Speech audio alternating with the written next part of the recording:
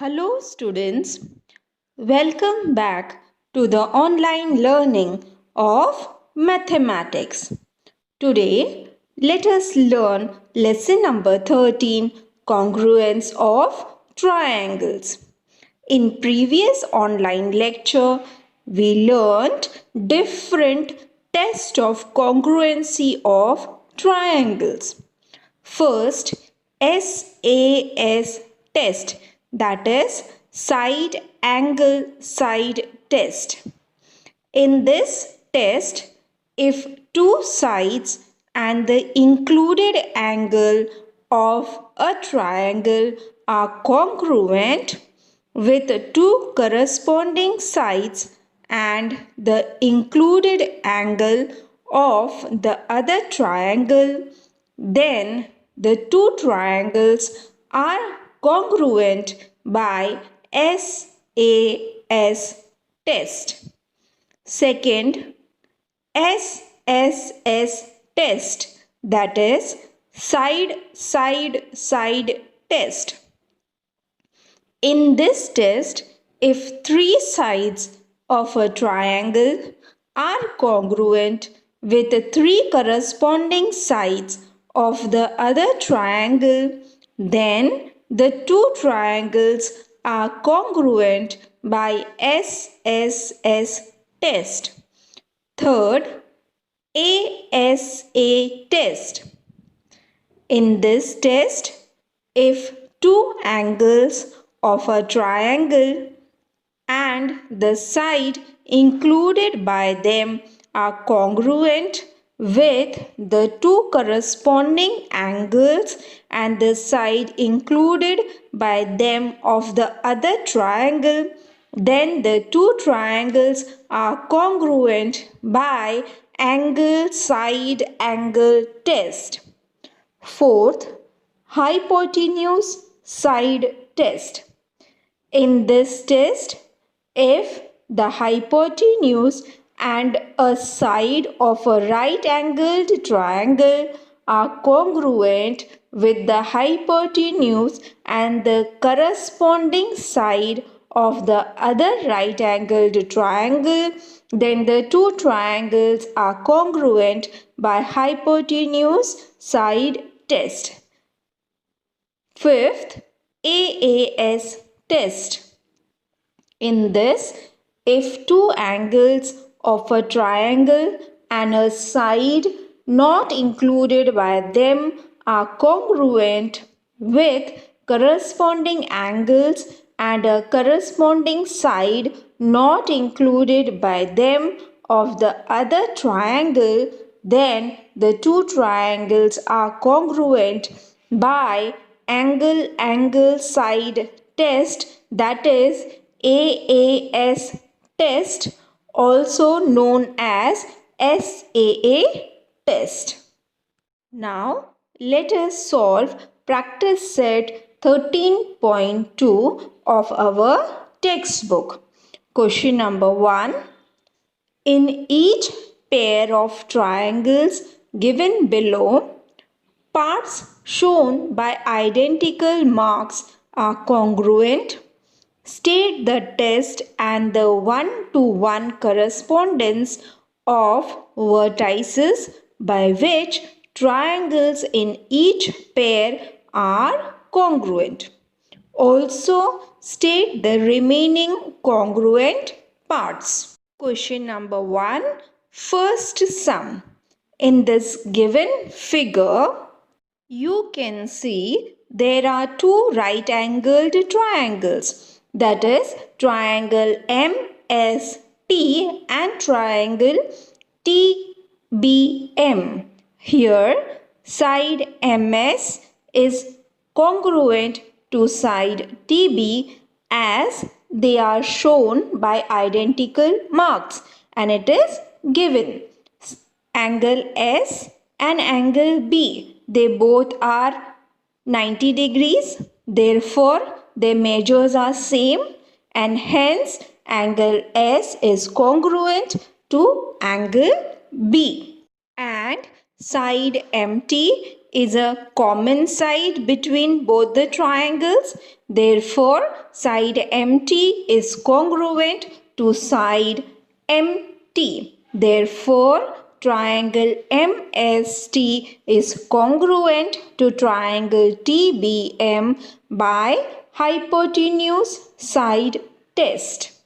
Now, after proving the two triangles congruent, we have to also show the remaining congruent parts. Therefore, side ST is congruent to the side BM. The reason for this is corresponding sides of congruent triangles, and angle SMT is congruent to triangle BTM, and angle STM is congruent angle BMT, they are corresponding angles of congruent triangle.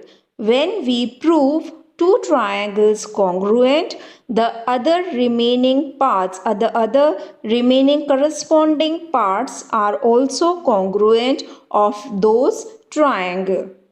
Now, question number 1, second. In this figure, we can see two triangles, triangle PRQ and triangle TRS. Here, side PR is congruent to side TR and side RQ is congruent to side RS, as they are shown by identical marks, and angle PRQ is congruent to angle TRS, as they are vertically opposite angles and vertically opposite angles are congruent. Therefore, we can say triangle RPQ is congruent to triangle RTS by SAS test. Therefore, side PQ is congruent to side TS, as it is corresponding sides of congruent triangle. Angle RPQ is congruent to angle RTS, and angle PQR is congruent to angle TSR, as they are corresponding angles of congruent triangles. Question number 1, third. In this figure, there are two triangles, triangle DCH and triangle DCF. Here, angle DCH is congruent to angle DCF, and angle DHC is congruent to angle DFC, as they are marked by identical marks, and side DC is congruent to side DC, as it is a common side between two triangles. Therefore, we can say triangle DCH is congruent to triangle DCF by AAS test, that is angle side test.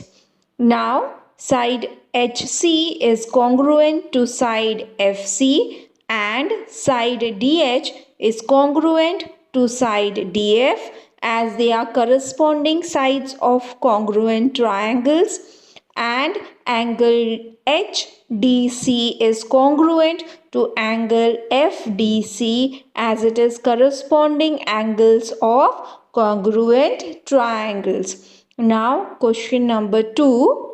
In the given figure, segment AD is congruent to segment EC. Which additional information is needed to show that triangle ABD and triangle EBC will be congruent by AAS test? In this question, triangle ABD and triangle EBC are given. Segment AD congruent to segment EC is also known, and we have to find out the additional information which is needed to show these two triangles congruent by AAS test. Solution: in triangle ABD and triangle CBE, segment AD is congruent to segment CE. This is given in the question. Angle ABD is congruent to angle CBE as they are vertically opposite angles. So, the necessary condition for the two triangles to be congruent by AAS test is angle ADB congruent to angle CEB, or even angle DAB congruent to angle ECB. In next online lecture, we will learn lesson number 14, compound interest. Thank you.